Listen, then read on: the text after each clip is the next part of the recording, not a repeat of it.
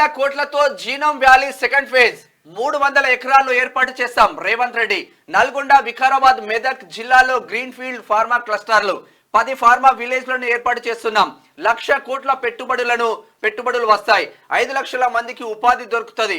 Bio Asia సదస్సు 2024లో CM వెల్లడి. Pharma రంగం అభివృద్ధి చెందుతుంది నిజంగా. అంటే వ్యాక్సిన్ తయారీలో కూడా హైదరాబాద్ ముందుంది కాబట్టి ఆ కోణంలో ముందుకెళ్తా ఉంది. 2,000 కోట్లతో చేస్తారంట.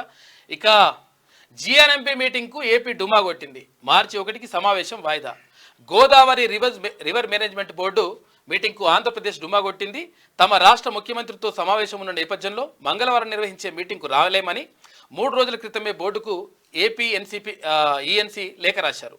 అయితే సమావేశంలో కీలక అంశాలు చర్చించాల్సి ఉందని, తప్పకుండా హాజరు కావాలని చెప్పేసి బోర్డు మెంబర్ సెక్రటరీ మళ్ళీ లేఖ రాసిందంట. ఇక్కడ ఏది గోదావరి రివర్ మేనేజ్మెంట్ బోర్డు ఉంది కదా, ఆ బోర్డు మీటింగ్ మేము రాము అని చెప్తున్నారంట. అంతకుముందు ఏం చేసిండు కాక, ఏం చేసిండు, మీకు కృష్ణా వాటరే కాదు గోదావరి నీళ్ళు కూడా ఇస్తామని చెప్పి చెప్పిండు. ఏదైనా ఇచ్చేస్తాడు కాక, చేపల కూర తిని.